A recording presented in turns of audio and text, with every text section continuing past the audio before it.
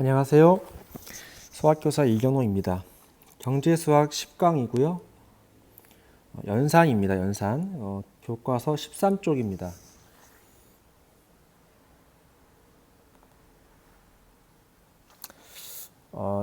지난번 얘기했듯이 1회고사 시험 범위는 경제지표에서 연산 비율, 퍼센트 포인트, 비례 요 4개와 이자와 원리합계, 연습복리까지 이렇게 단원별로 되어 있는 거 알 수 있고요. 지필평가 1학기 때 2번이고 수행평가 1개입니다. 경제독서 발표할 거예요. 2학기 때는 지필평가 1번, 수행평가는 2개로 봅니다. 그래서 일정이 아마 거진 나온 걸로 아는데요. 더 이상 저걸로 인해서 코로나로 인해서 등교 연기가 되지 않는 이상 여러분은 20날 이제 등교를 할 테고 1회고사 일정은 6월 15, 16, 17 15, 16, 17 이렇게 될 거예요. 아이고 15, 16, 17 3일간 이루어지니까 그렇게 알고 경제수학은 아마 마지막 날로 알고 있어요. 17일 날 마지막 날 시험 보는 걸로 알고 있으니까 잘 준비하도록 합시다. 그래서 오늘 배울 부분은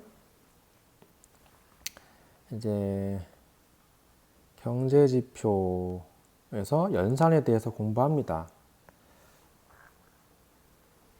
13쪽이고요. 선생님이 자료를 하나 구해왔는데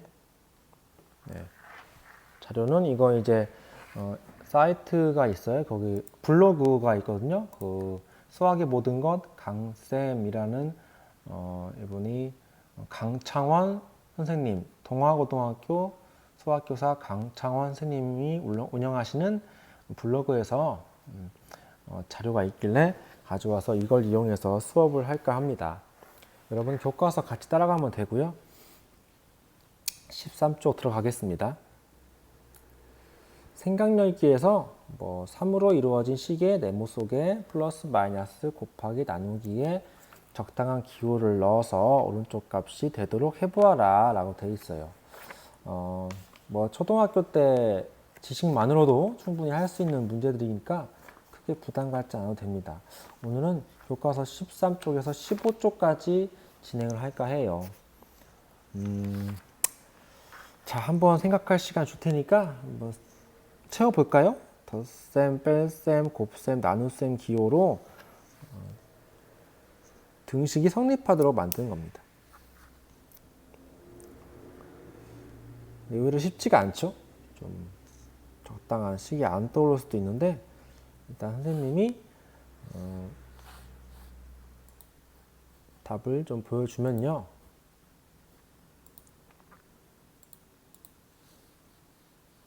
이렇게 됩니다. 이렇게 되니까 이거 참고해서 덧셈, 뺄셈, 곱셈, 나눗셈 못하는 사람 없잖아요. 그래서 이렇게 풀이를 한번 해보도록 하고 이상한 거 없죠. 다 맞을 거라 생각이 듭니다.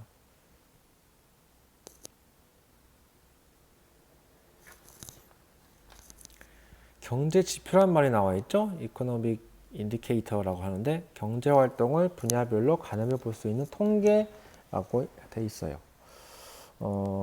예를 들어서 국민소득 통계, 재고지수, 고용지수, 임금지수, 주가지수 등 다양한 이제 경제 지표들이 있어요.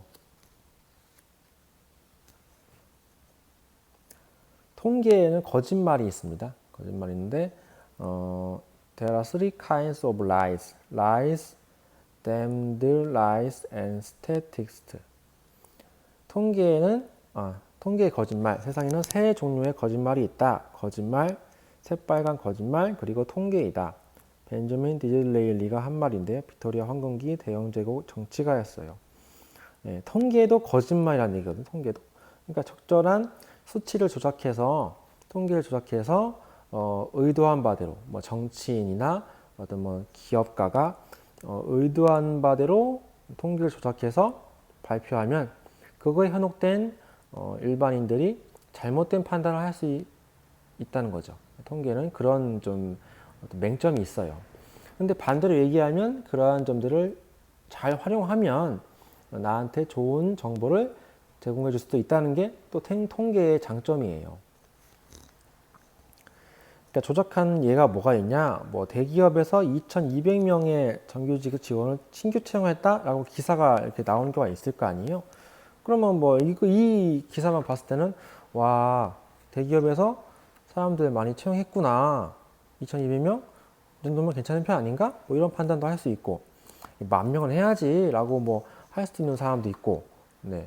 요즘 뭐 코로나 때문에 더 인원 감축 때문에 좀 어려운 상황인데요. 어쨌거나 이렇게 어려운 상황 속에서 2,200명을 채용하였다라는 것은 긍정적인 의미로 받아들일 수 있겠죠. 이 기사만 봤을 때는. 하지만 이건 어때요? 추가된 기사가 2,500명의 직원이 퇴직한 것을 언급하지 않음. 2,200명 채용했는데 그 해에 2,500명이 퇴직했다. 네, 뭐 강제든 아니면 자행이든 뭐 자의든 퇴직을 했다. 2,200명을 뽑았지만 2,500명이 나왔기 때문에 300명의 인원이 줄어든 꼴이 되죠. 이런 부분을 언급하지 않고 기사를 내보낸다는 얘기죠. 어떤 의도가 깔려 있는 거죠. 뭐 정부든 아니면 기업이든 뭐 하여튼 여타 이익 집단에서 특정 기사만 내보내서 어떤 한쪽만 보게 된다는 거죠. 여러분들이 이제 뭐 기사를 뭐 보는 친구도 있고 그렇지 않은 친구도 있겠지만 기사를 볼 때 또는 책을 읽을 때도 한쪽만 판단해서는 안 된다는 거죠. 아, 이 책 좋다라고 맹신해서도 안 되고 아, 이 책 너무 완전 별로네. 이렇게 뭐 단점만 부각해서 생각할 필요는 없다는 얘기예요. 장점과 단점 그리고 다른 면도 같이 볼 수 있는 시각이 필요하다. 예. 경제수학이라는 과목이기 때문에 자꾸 인문학적인 얘기를 하는데요. 경제적인 관점, 그리고 경제적인 안목 그런 것들이 수학적으로 발현될 때 경제수학적인 안목이 있다고 할 수 있을 거예요. 여러분 이제 또 1반부터 5반 친구들은 문과잖아요. 인문 계열, 인문학 쪽을 전공할 예정인데 그런 안목을 기르는 게 인문학적인 소양에 매우 중요하다고 생각해요. 한쪽만 보지 말라. 왜냐하면 이게 동전의 양면처럼 뒤집으면 완전 바뀌거든요. 그 뒷면을 보지 않고 앞면만 보고 판단해서는 안 된다. 이런 얘기를 해주고 싶었습니다. 또 두 번째는 국민연금 지급액이 작년에 비해 1.1% 상승했다라고 했는데 이런 내용, 물가 상승률은 2.6%인 것은 빼고 말한다. 그러니까 연금, 뭐 어떤 국민연금 이제 아버님 어머니도 다 하시고 계실 텐데 1.1% 상승했다. 지급액이 주는 금액이 좋잖아요. 좋아 보이지만 물가가 2.6% 증가했다. 이건 빼고만 한다는 얘기죠. 그럼 뭐예요? 물건값이 이렇게 2.6% 올랐는데 연금이 오른들 그래도 생활이 나아지지 않고 있죠. 나아지긴커녕 더 좋아지지 않고 있죠. 일반 마트, 어디, 뭐 편의점, 식당, 쇼핑몰 어디에 가도 다 2.6%가 올랐는데 돈을 1.1%밖에 상승시키지 않으면 그 나머지 이제 1.5%에 대해서는 우리 소비자, 우리 일반 국민들이 떠안아야 할 부분인 거죠. 이런 게 부분이 나와 있지 않다. 세 번째는 뭐 2019년 가격이 10,000원이었고 2020년 가격이 11,000원이었다. 그러면 작년에 비해 10% 올랐습니다. 또는 가격이 1,000원이 올랐는데 이는 전체의 9.09%에 해당합니다. 그러니까 10% 오른 건 맞죠. 10% 오른 건 맞는데 1,000원이 올랐는데 이것은 전체, 그러니까 모든 물건들 전체 물건들의 비율에 비해서 9.09%밖에 해당되지 않는다. 그러니까 이것은 정말 미비한 요 사실을 숨기고 10% 올랐네 라고 이렇게 액면가만 얘기한다는 얘기죠. 뒤에 숨겨진 전체적인 시각을 숨긴다는 얘기죠. 이 한 제품에 대해서만 1,000원이 올랐네요. 10% 올랐네요. 이렇게 뭐랄까 더 과장해서 더 좋게 포장을 해서 공시를 한다는 얘기죠. 그러니까 눈 가리는 거죠. 또 이런 것도 있죠. 왼쪽 보면 유로인데 1인당 의료비 지출액. 뭐 글쎄요. 꾸준히 그냥 이렇게 증가하는 모양새죠. 이렇게 꾸준히 증가하는 것 같은데 이걸 보면은 여기 왼쪽 부분 보세요. 왼쪽 부분. 왼쪽 부분에 단위가 0, 500, 1000, 1500, 2000, 2500, 3000, 500씩 증가하죠. 근데 이 똑같은 통계 자료를 이렇게 시작을 1500, 2000, 2500, 3000 이제 무슨 말인지 알겠죠? 이 아랫부분을 생략하고 0부터 1500까지 생략하고 1500부터 3000까지 500 단위로 특정 부분만 확대시켜서 보면은 갑자기 여기가 상승한 것처럼 보이죠? 아, 이게 숫자가 잘못 나왔네요. 여기 2080이 아니고 2280이죠. 95년도에. 여기서는 완만한 곡선을 그리면서 상승하는데 여기서는 95년에서 96년 갑자기 늘어났다. 이런 부분은 지출액이 늘어났네. 이렇게 해서 부분만 판단하게 된다는 얘기죠. 그래프의 촉을 조절할 수 있다. 통계는 거짓말하지 않는다. 거짓말쟁이들이 통계를 이용할 뿐이다. 랜들 존스 IMF 한국 담당관. 숫자 자체는 거짓말하지 않아요. 그렇죠. 숫자는 거짓말하지 않고 다른 누군가가 이익 집단이나 정치가나 자본가들이 그런 거짓말쟁이들이 필요에 의해서 통계를 조작하고 이용할 뿐이라는 얘기입니다.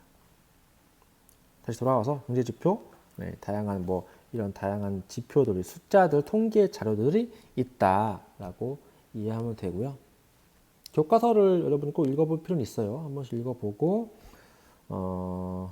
2016년 12대 분야 정부 예산 교과서에도 나온 얘기죠. 공이 굉장히 많고 3, 8, 6, 7 이렇게 있는데 어떻게 읽어요 이거? 네, 386조 7천억 원이 이제 예산이었대요. 이 책이 이제 발간된 게 교과서가 2015년인가 그래가지고 2016년 정부 예산을 이렇게 예를 들어서 해놨죠. 13쪽 밑에 386조 7천억 원. 네, 평생에 만져볼 수도 느낄 수도 없는 그런 숫자죠. 그래서 이런 거 이제 할 수 있을 거예요. 3.2천원 이런 얘기는 뭡니까? 네, 3,200원. 3,200원 이런 뜻이잖아요. 이렇게 125만원, 275, 100만원, 270, 500만원 이런 말 하지 않죠? 어떻게 얘기해요? 네, 이렇게 125만원 이렇게 쓰고 3,200원 쓰고 270, 500만원 이거는 2억 7,500만원을 얘기하는 거죠. 숫자 읽는 법 알겠죠? 이렇게 공을 많이 이제 소비하기보다는 이런 쪽으로 통계 자료가 많이 쓰여요. 단위가 1,000원이냐, 만원이냐, 100만원이냐라고 이제 그 통계 자료, 아까 말한 경제 지표의 단위가 정해져 있습니다. 그래서 예를 든 게 14쪽에 표가 나와 있죠. 12대 분야별 예산 배분표. 그러니까 총 금액이 아까 얼마였죠? 386조 7천억 원이었죠. 그것들이 분야별로 어떻게 이렇게 쪼개져 있느냐라고 되어 있는 거죠. 그러면 여기 보면 맨 끝에 386조 7천억 원. 단위 보이죠? 단위가 조예요, 조원. 386조 7천억 원. 386.7조 원이니까 386조 7천억 원. 여기 2016년 예산 총계가 나와 있고요. 2015년 본 예산, 2015 추경 예산, 좀 말이 또 어려운데 추경 예산이 뭐냐면요. 추가 경정 예산의 줄임말이고요. 예산의 부족이나 특별한 사유로 인해 이미 성립된 본 예산을 변경하여 다시 정한 예산. 그러니까 2015년에는 이렇게 예산을 쭉 해놨는데 어떤 사유로 인해서 금액을 더 늘리거나 줄일 필요가 있을 때 그럴 때 추가 경정 예산을 다시 편성한다라고 합니다. 학교에서도 예산 편성할 때 추가 경정 예산을 할 때가 있어요.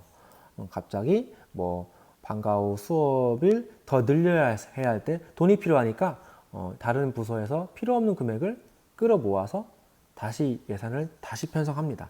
그런 거를 추가 경정 예산이라고 해요. 추경 예산. 뉴스에서 가끔 많이 봤을 거예요. 당정, 코로나 추경 6.2조 원 이상 소상공인 지원 2조 확대. 이제 이번 오늘 15일이니까 11일부터 월요일부터 재난지원금이 이제 지급이 되었어요.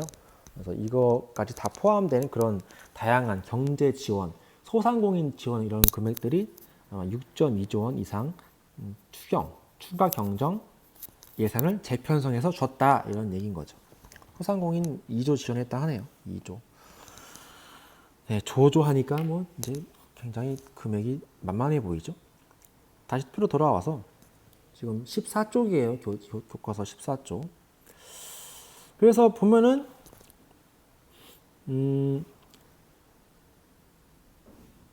여기서 일정 부분 확대했어요. 문화, 체육, 관광이랑 SOC가 사회 간접 자본을 얘기해요. 이것의 예산을 보니까 6.1조에서 6.4조. 그러면 추가로 6.4조가 더 들어와서 총 12.5조가 된 거냐? 그런 건 아니고요. 그런 게 아니고 여기서 원래 6.1조만큼 예산을 쓰라고 했었는데 플러스 0.3조를 더 추가해서 이렇게 만들었다는 얘기예요. 이게 새로 이만큼 예산을 1년 동안 쓸 예산을 이거라고 정하자라고 한 게 추경 예산 항목이에요. 이거 같은 경우는 어떻게 된 거예요? 빼면은 플러스 1.3조를 더 늘려서 26.1조를 쓰세요라고 한 거죠. 더 늘린 거죠. 그래서 이 숫자들 같은 경우 이제 보면은 뭐 6.0, 6이라 쓰면 되지 왜 6.0이라 썼을까요? 이건 이제 유효 숫자라고 하는데요. 유효 숫자는 특정 값이나 계산값에서 오차를 고려해도 신뢰할 수 있는 숫자를 말한다. 예, 뭐 일종의 이게 원래 6.0이 아니겠죠. 6조 몇천 6조 몇천억 몇천 몇백 몇억 원 뭐 하여튼 밑에 단위가 더 있을 거 아니에요. 밑에 6조 뭐 6조 4,500 뭐 이런 식으로 막 더 단위가 있겠죠.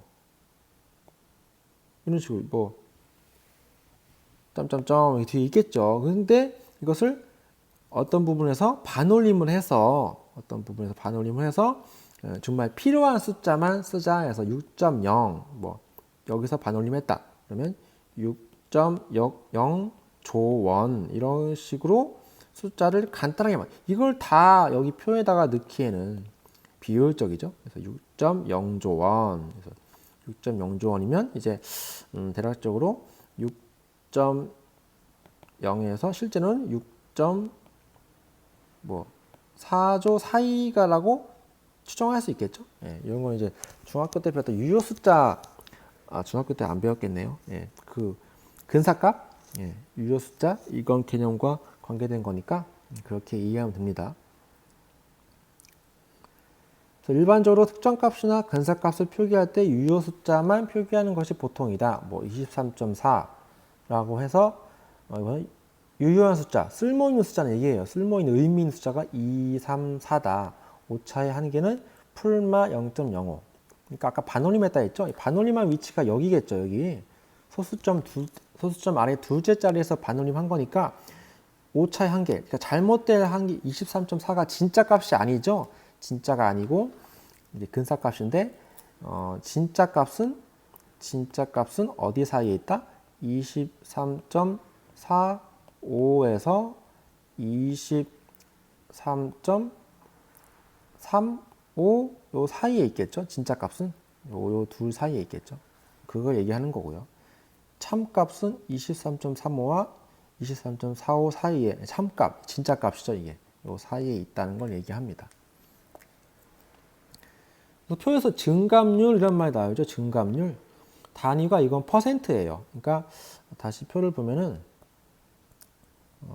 표가 어디 있죠? 네, 표를 보면은 여기 있는 증감률에 해당하는 요것들은 단위가 퍼센트야, 퍼센트. 단위가 두 개 쓰였어요. 여기 앞에까지 요 앞에 네 열은 조원, 조가 단위고요. 요 오른쪽 두 열은 퍼센트가 단위입니다. 그러니까 증감률, 증가한 비율, 감소한 비율이 증감률이겠죠.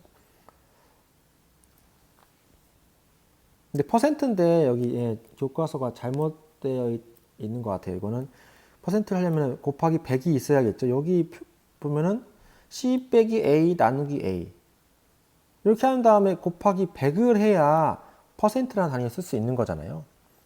그러니까 무슨 말이냐? 전체 값에서 일부 값은 몇 퍼센트이냐? 이게 퍼센트거든요. 이게 퍼센트. 이게 퍼센트. 500에서 200은 몇 퍼센트냐? 500개 중에서 200개를 뭐 가져왔다. 그러면 몇 퍼센트? 40%. 이렇게 낙분해가지고. 그렇죠? 그냥 우리가 500분의 200 하면은 5분의 2? 0.4잖아요. 근데 이거를 100을 곱하면은 40%라는 단위를 쓸 수 있는 거죠. 여기는 퍼센트가 없어요. 그냥 0.4가 그냥 비율이에요. 500개 중에 자동차 500대 중에 200대를 팔았다. 그럼 판 비율은 40%다 이렇게 얘기하잖아요. 0.4라고도 얘기하지만 0.4%라고 하면 안 되는 얘기죠. 40%가 맞는 얘기죠. 단위가 경제 분야에서는 굉장히 중요합니다. 경제 지표에서 중요해요. 500의 35%는 얼마인가? 네, 이건 이제 퍼센트를 주어진 경우에 그 비율에 해당하는 개수가 몇 개냐. 그러니까 차량 총 500대 중에서 35% 팔았어요 라고 하면은 몇 대 팔았냐고 물어볼 수도 있겠죠. 100분의 35를 곱해서 175대를 팔았어요 라고 하는 거죠. 500대 자동차 중에서 35% 팔았다. 175대 팔았어요 라고 하는 거죠. A를 R% 증가시키는 공식. 이런 것도 이제 저번에 했었죠. 이거는 뭐 해야 되죠? 원리합계 이런 거 할 때 많이 쓰였던 부분. 그리고 거꾸로 하는 느낌이 없잖아 있죠. 5천에서 3%가 증가하면 그게 무슨 말이냐? 5천이라는 5,000원이 있다 합시다. 5,000원이 있는데 이것이 그 다음 날에 3% 증가해서 더 이익을 붙여서 팔 거예요 라고 하면은 그 가게 사장님은 얼마의 값을 매겨야 할까요? 물건에. 원래 5,000원, 하나에 5,000원이었던 물건이 3% 인상되었어요 라고 했을 때 이 물건 값은 얼마가 됩니까? 네. 5,000원 곱하기 3%. 3 곱하면 안 되죠. 100분의 3 한 다음에 더하기 5,000원을 더해야겠죠. 5,000원은 원래 있던 물건 값이니까 여기에 3% 증가분, 3% 증가한 인상한 금액을 더하면 되겠죠. 그걸 정리하면 이렇게 되겠죠. 5,000으로 묶어서 분배 법칙을 쓴 거잖아요. 이렇게 분배하면은 위와 같은 게 나오잖아요. 그래서 이와 같은 뭐 공식이라고 하기는 좀 그렇고 뭐 우리 저번에 원리합계 할 때 많이 썼던 방식입니다. 반대로 감소시키는 공식, 뭐 5,000원짜리가 7% 감소, 뭐 우리가 매장에서 할인해 줄게요 라고 하잖아요. 할인된 가격 이렇게 뺄셈을 통해서 하죠. 그래서 예제 15쪽을 보겠습니다. 예제 15쪽에 다음과 같은 수와 기호를 가지고 있다고 하자. 0부터 9까지. 그 다음에 뭐 대가로, 가로, 플러스 마이너스 곱하기 나누기 등호까지 두 개의 연산만을 사용하여 73을 만들어 보자. 사칙연산 모두 사용하여 두 자리의 짝수를 만들어 보자. 방법은 뭐 엄청 많죠. 뭐 풀이 보면 알겠지만은 뭐 다양한 거기 교과서에 교과서를 볼까요?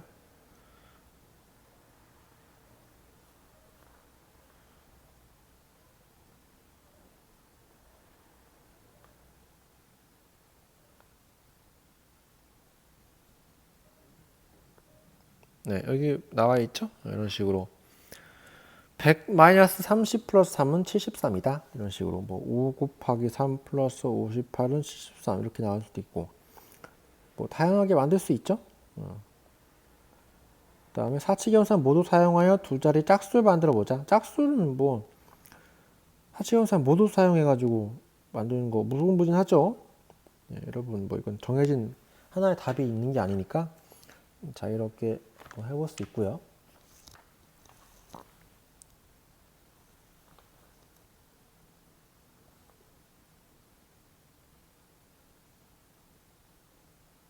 그래서 교육과정 성취 기준 뭐 이제 이게 뭐냐면 경제 수학에서 우리가 배워야 할 성취 기준을 얘기하는 거예요.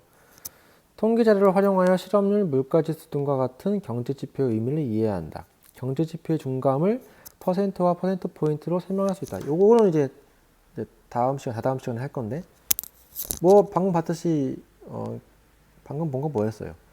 표가 12대 국회 그 정부 예산 배분표를 봤죠. 그렇게 표를 주어졌을 때 여러분들이 몇 퍼센트 증가했네, 몇 프로 감소했네 이렇게 판단할 수 있다는 얘기죠.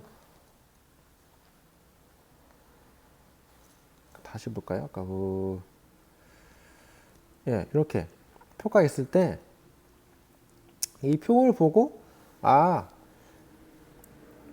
이 부분이 안 나왔다 치면은 여기가 몇 퍼센트 증가했는지를 우리가 계산할 수 있는가라고 물을 수도 있고, 만약에 1회고사 이제 출제를 할 건데 뭐 그런 식으로 표를 분석하는 문항이 나올 수도 있다는 얘기죠. 뭐 좀 약간 스포 아닌 스포를 하고 있는데 그렇게 우리가 성취 기준이 뜻하는 게 다시 보면은 통계 자료를 활용하여, 이 통계 자료라는 것이 아까 말한 경제 지표 같은 예산 아니면 자동차 판매, 그다음에 뭐 온라인 쇼핑 비율 이런 것들을 가지고 경제 지표를 잘 분석할 수 있느냐, 뭐 몇 프로 증가했냐, 몇 프로 감소했냐 이런 것들을 대략적으로 알아볼 수 있어야겠죠. 표를 보고 해석할 수 있어야겠죠. 해석. 그래서 이거는 이해한다의 의미도 있지만 선생님은 개인적으로 해석도 할 수 있느냐라고 물을 수 있을 것 같아요. 아까 표를 보면 다양한 정보 예산이 있을 거 아니에요. 가장 많은 게 보건복지 고용이죠. 국방은 그러니까 가장 많은 게 보건복지 고용 많이 썼네요. 국방은 오히려 이게 39조 원. 그다음에 지방교육 재정 교부금. 이게 여러분 이제 교육에 쓰이는, 이건 지방에 쓰이는 교부금이라고 해가지고 쓰이는 게 있고요. 이건 교육 분야도 따로 53조 원이 가까운 53조 원. 일반 지방 행정에도 60조 원을 주네요. 하여튼 거의 50%가 보건복지 고용에 많이 쓰이네요. 그렇죠? 이런 것도 보고. 가장 적게 드는 분야는 어디입니까? 가장 적게 예산이 드는 곳은 외교 통일 4조 7천억 원이네요. 4조. 이게 제일 적네요. 뭐 이런 것들 이게 아니더라도 아까 그 표를 보고도 이런 표를 보고 보통 분석할 수 있어야겠죠. 아까 그 동글동글한 거 같은 경우는 좀 예쁘게 돼 있는 거고 보통 이렇게 나오겠죠. 그럼 이런 수치들을 보고 원래 본 예산에서는 이만큼 나왔었는데 추경 예산에서 이렇게 좀 바뀌었네? 좀 바뀌었을 때 줄어든 것은 뭐냐? 감소한 건 뭐냐? 뭐 이런 것들을 알 수 있겠죠. 증감률이 두 가지인데 A분의 C-A, B분의 C-B. C와 A를 빼라. C와 A를 빼서 정한 거. 2016년 예산안이 나왔는데 2015년 본 예산과 2015 추경 예산과 비교한 거예요. 첫 번째 거는 본 예산끼리 증감률을 조사한 거고, 두 번째 거는 추경 예산이랑 이제 2016년 본 예산이랑 비교해 가지고 증가한 거, 감소한 거 이렇게 해서 비교해서 알 수 있는 거죠. 그러면 비중도 나와 있죠. 비중. 이 비중, 비중도 보면 이게 퍼센트네요. 예, 이것도 퍼센트입니다. 잘못 얘기했네요. 요 앞에 세 개가 조원 단위가, 요 뒤에 세 열이 퍼센트입니다. 가장 많이 차지하는 게 보건복지 고용에서 31.8%를 차지한다. 가장 적게 차지하는 건 어디죠? 네, 외교통일이었죠. 1.2% 외교통일이 가장 적게 예산을 차지하고 있다. 이렇게 얘기할 수 있겠죠. 그래서 네, 하여튼 뭐 자세한 얘기는 여기까지 하고요. 15쪽까지 한다 했으니까 16쪽부터는 다음 시간에 이어서 할 거고요. 경제기사 하나 읽으면서 마무리하겠습니다.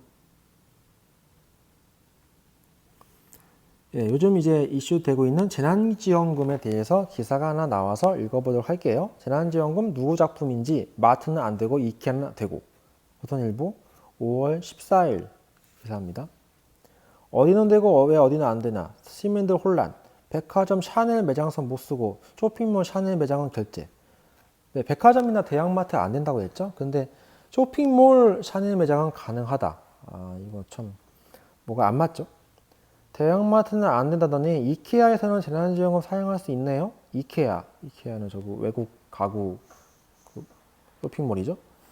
지난 13일 경기도의 한 주민 온라인 커뮤니티에 스웨덴 가구 업체인 이케아에서 정부 긴급 재난지원금 사용이 가능하다는 후기가 공유됐다. 이케아에서 쓰면 되겠다. 이케아는 정말 대박이네요. 등의 환영 댓글이 수십 개 달렸다. 정부가 백화점, 대형마트를 재난지원금 사용 제한 업종으로 지정했기 때문에 대형 가구 매장이 이케아 역시 사용이 제한된다고 생각하는 사람이 그만큼 많았던 것이다. 코로나 재난 카드 상품권 받음. 네. 선생님도 요즘 막 문자 받고 있는데요. 뭐 어디 카드사에서 재난지원금 신청해주세요. 또 어느 매장에서 재난지원금 쓸 수 있습니다. 이렇게 홍보 문자가 많이 옵니다. 14일 재난지원금 사용 이틀째를 맞았지만 사용처를 둘러싼 혼란은 계속됐다. 당초 정부는 재난지원금을 소상공인 골목경제 활성화를 위해 쓸 수 있게 하려고 백화점, 대형마트를 사용 제한 업체를 지정했다. 하지만 이케아처럼 재난지원금 취지에 부합하지 않는 사용처가 계속 발견되면서 어디는 되고 왜 어디는 안 되냐 불만이 나오고 있다. 대형 유통업체 슈퍼마켓 두고 오락가락. 사용처럼 가장 논란이 된 곳은 GS 더 프레시와 이마트 노브랜드다. 각각 대형 유통업체인 GS 리테일과 이마트에서 운영 중인 기업형 슈퍼마켓이지만 재난지원금 사용 제한 업체로 분류되지 않았다. 선생님도 얼마 전에 노브랜드 가서 결제했는데요. 우리 아들 과자 좀 샀는데 되더라고요. 재난지원금 사용이 됐다고 문자가 뜨더라고요. 두 곳이 결제 가능 매장으로 지정된 이유는 불분명하다. GS 더 프레시 측은 가맹점 비율 전국 314점 중 152점. 이 높은 데다 대형마트 운영을 하고 있지 않다는 점이 고려됐다고 설명한다. 그런데 이마트 노브랜드는 전국 240여 매장 중 200여 곳이 직영이고 자영업자가 운영하는 가맹점은 40곳가량밖에 안 된다. 카드사들은 정부 방침에 따라 GS 더 프레시와 이마트 노브랜드를 결제 가능 가맹점으로 안내하고 있지만 결제가 가능한 정확한 이유는 우리도 모른다고 했다. 유통업계에서는 SSM 중 가맹점으로 운영되는 곳도 많은데 두 곳만 허용되는 이유를 알기 어렵다는 항의가 쏟아지고 있다. 차별한다는 얘기죠.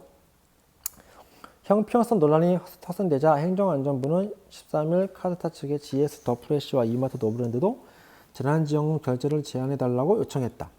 사용처를 뒤늦게 수정을 한 것이다. 하지만 카드사들은 그동안 해당 업체에서 결제가 가능하다고 안내하는 데다 이미 재난지원금으로 쇼핑을 마친 고객도 있다며 난색을 표했다. 카드사의 재고 요청에 행안부는 14일 다시 논의해보자고 한 발 물러섰다고 한다. 정부 입장이 계속 오락가락하는 것이다. 소상공인 골목상권 진작 대신 백화점, 대형마트 규제만. 정부가 강조하는 소상공인 골목상권 소비 진작 취지를 무색하게 하는 사용 가능 업종도 많다. 서울 영등포구에 있는 IFC몰과 타임스퀘어몰이 대표적이다. 쇼핑몰은 직영 매장이 아니라 임대 형태로 매장을 운영하기 때문에 IFC와 타임스퀘어 입점 업체에서는 재난지원금을 쓸 수 있다. 이렇다 보니 백화점 내 샤넬 매장에서 사용할 수 없지만 IFC 샤넬 매장에선 사용이 가능하게 된 것이다. 그렇군요. 마찬가지로 백화점 입점 매장만 아니면 해외 고가 브랜드 매장에서 재난지원금을 쓸 수 있다. 덕분에 비싼 골프용품을 판매하는 매장도 재난지원금 특수를 기대하고 있다. 또 대형 프랜차이즈 요식업체라도 본사 소재 지역 매장이나 지방 가맹점에서는 재난지원금을 쓸 수 있다. 가맹점주도 소상공인으로 인정해준 것이다. 하지만 대형마트 푸드코트의 임대 형식으로 입점한 가맹점은 이마트와 계약을 맺고 있다는 이유로 재난지원금 사용 업체에서 배제됐다. 이 때문에 이마트는 전국 임대 매장 2,400여 곳 중 800여 곳에서만 재난지원금을 쓸 수 있다고 안내한다. 2,400개 중에서 800개요? 야, 3분의 1밖에 안 되네요. 대부분 임대 매장이 푸드코트 계약으로 묶여 이마트와 결제 시스템을 공유하고 있기 때문이다. 미국 애플의 전자제품 판매를 대행하는 매장 프리스비나 이케아 역시 의외의 사용처로 공유된다. 성형외과 역시 의외의 수혜처로 꼽힌다. 인터넷에서는 재난지원금을 예뻐지자는 성형외과 홍보글을 쉽게 찾아볼 수 있다. 각종 제한으로 혼란이 가중된다는 지적에 행정안전부는 사용초는 소비자가 편리하게 쓸 수 있어야 한다는 점과 소상공인을 위해야 한다는 점을 모두 고려해 정한 것이라며 국민 혼란을 줄이기 위해 카드사와 함께 더 적극적으로 사용초를 안내하겠다고 했다. 네, 이런 내용이네요.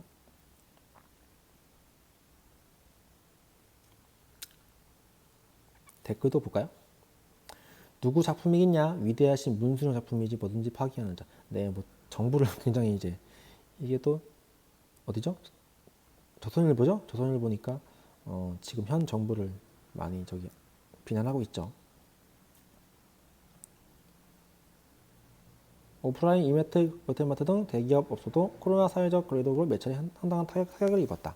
사회적 거리두기를 시행할 때 온라인 업종을 제외한 오프라인 업종은 모두 매출 급감 상태고 겨우 버텨왔습니다. 이런 업체가 대기업이라 할지라도 차별 없이 오프라인 업소는 재난지원금 사용이 가능하도록 정부에서는 승인해줘야 합니다. 그렇죠. 예, 오프라인 매장이 좀 많이 죽고 있죠. 온라인이 지금 뭐 네이버, 카카오 굉장히 많이 지금 주가도 올라가고 있고. 그래서 쌤은 뭐 글쎄요, 그런 사용처에 대해서 여러분이 한번 의식을 갖고 생각해 볼 필요는 있다고 생각해요. 쓰는 그 사람은 아버님이나 어머님 세대주한테 지급되는 걸로 알아요. 3인 가족 80만 원, 4인 가족 100만 원, 2인 가족 60만 원, 1인 가족 40만 원씩 다 지급되는 걸로 알고 있는데, 여러분도 이제 부모님께서 받은 금액을 가지고 더 사회적으로 어떻게 더 의미 있는 데 쓰일지 고민을 해보면 좋을 것 같아요. 그냥 막 비싼 거 사자, 뭐 옷 사자, 신발 사자, 물론 필요한 거면 사면 좋을 텐데, 그런 사용처가 우리 국민 어디에 더 도움이 될지, 모두가 지금 힘든 상황이죠. 힘든 상황이니까 어디에 더 도움될지 조금만 더 고민해서 신중하게 결제하고, 결제 기한이 정해져 있어요. 8월 31일까지로 선생님 알고 있거든요. 8월 달까지 부모님과 같이 의논해서 의미 있게 사용했으면 좋겠습니다. 다음 시간에 교과서 16쪽 비율에 대해서 공부하겠습니다. 수고하셨습니다.